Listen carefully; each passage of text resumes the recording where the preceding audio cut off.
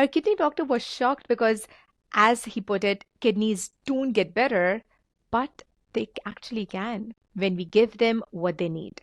So let's start with vitamin D, one of the most crucial nutrients for kidney health that goes far beyond its traditional role in bone health. Research shows that vitamin D deficiency is not just a consequence of kidney disease, it is actually a contributor to its progression. This deficiency is extremely common in CKD patients, with studies showing prevalence rates of up to 80 to 90% in advanced stages. I'm Dr. Bismah Irfan, a physician on a mission to help you break free from symptom management and step into a life of thriving health.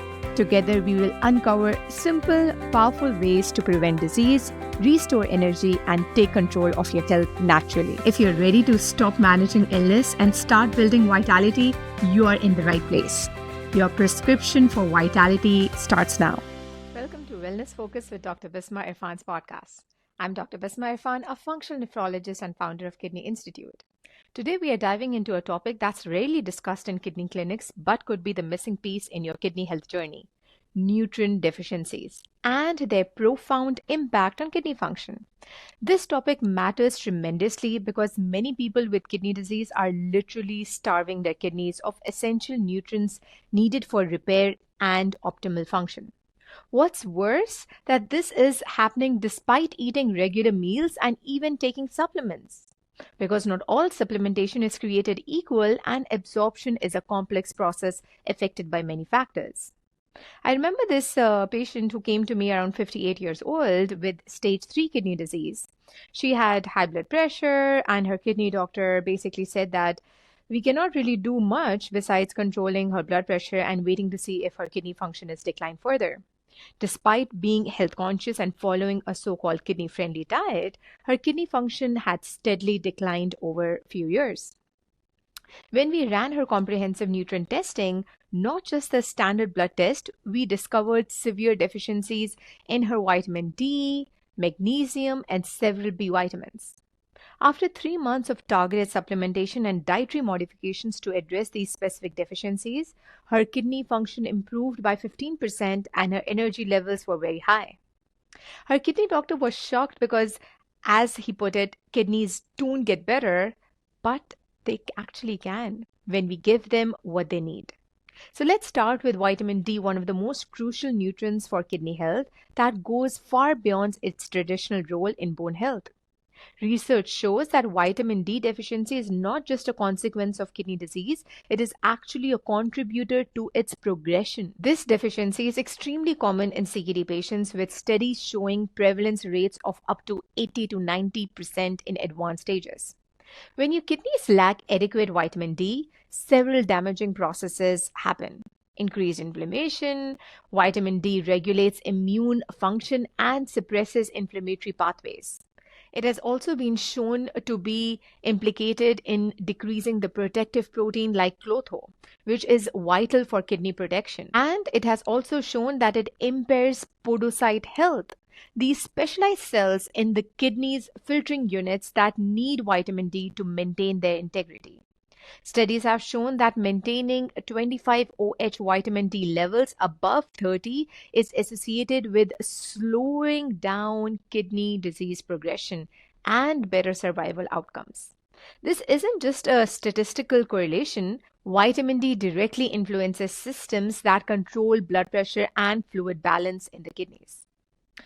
Next, I want to talk about magnesium, which is a critical mineral for kidney protection that's chronically depleted in our modern world. Magnesium deficiency affects around 75% of Americans, but is particularly problematic for kidney health because it protects against calcium phosphate crystal formation, which can damage nephrons, which are the kidney cells. It also helps regulate calcium balance, preventing accumulation in kidney tissue, and it supports proper detoxification pathways and energy production in kidney cells. Standard blood tests often miss magnesium deficiency because only 1% of body's magnesium is in the bloodstream. The body prioritizes keeping blood levels stable at the expense of tissues. For testing, I recommend red blood cell magnesium testing rather than the standard serum magnesium. Or even better, a magnesium loading test to determine tissue levels more accurately. I recall this patient who was around like 65-year-old male who had been on multiple blood pressure medication for years.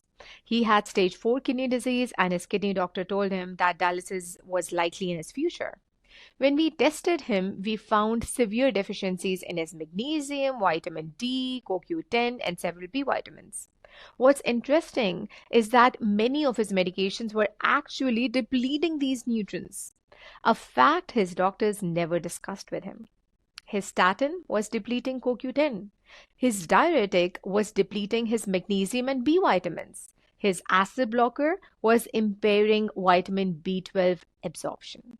It was a perfect storm of drug-induced nutrient depletion. After 6 months of targeted repletion therapy, his kidney function improved enough to avoid dialysis, and we were able to reduce his medication burden by working with his primary doctor. Now let's discuss antioxidants, your kidney's protection against oxidative damage.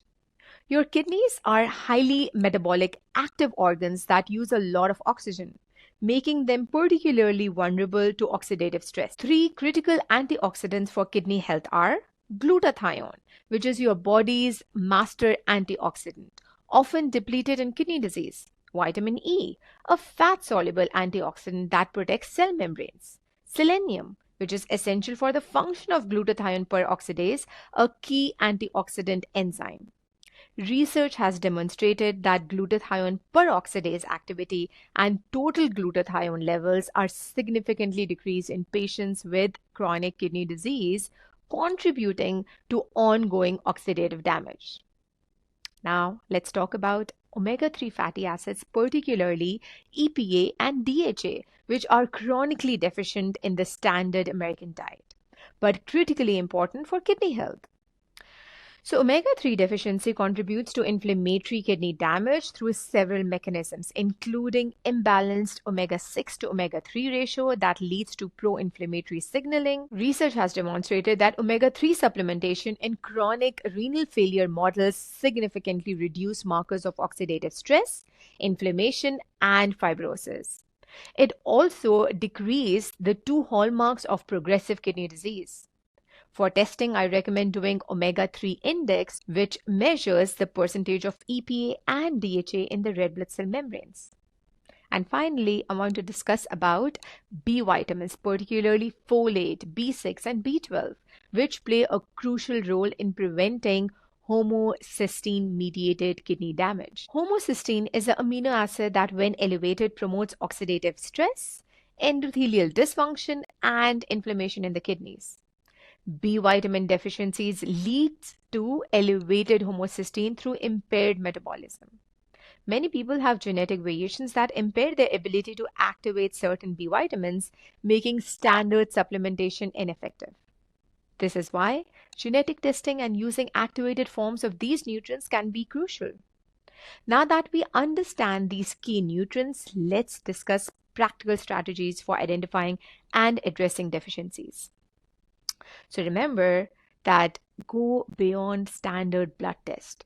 Request specialized testing like 25-OH vitamin D, both D2 and D3, RBC magnesium, omega-3 index, homocysteine levels, oxidative stress panels. Maybe consider genetic testing like MTHFR, which we check in all of our patients to understand the detoxification panel, right? Also important to address medication-induced nutrient depletion. So it is very important to work with a knowledgeable provider to identify if your medications are depleting clinical nutrients. Focus on bioavailable forms of supplements, vitamin D3 with K2 for proper calcium handling, chelated magnesium forms like magnesium glycinate or malate, methylated B vitamins if you have MTHFR variations, liposomal glutathione or NAC as a precursor, pharmaceutical grade triglyceride form omega-3, right? And the most important thing also is absorption. Address gut health as inflammation can impair nutrient absorption. Consider timing of these supplements. Take fat-soluble nutrients with healthy fats for better absorption. With kidney disease, you have to be particularly careful with the quality of supplements you take. Many supplements contain unnecessary fillers, heavy metals, or ingredients that can be harmful to compromised kidneys. The most important thing is personalization. What works for one person may not work for the other. So it is important to have an individualized assessment of your labs. Let me share one final patient that I recall. I think she was like maybe in her early 50s, and she came to me with stage 3B kidney disease, high blood pressure, fatigue, so severe she could barely function. We conducted comprehensive testing and found multiple deficiencies, including severe vitamin D, low magnesium, elevated homocysteine levels as well. We implemented a comprehensive protocol with specific supplementation, and she improved her kidney function in less than 2 months, from GFR of around 32 to 39. Her blood pressure normalized and her energy returned. Most importantly, she avoided dialysis, which her kidney doctor said was inevitable.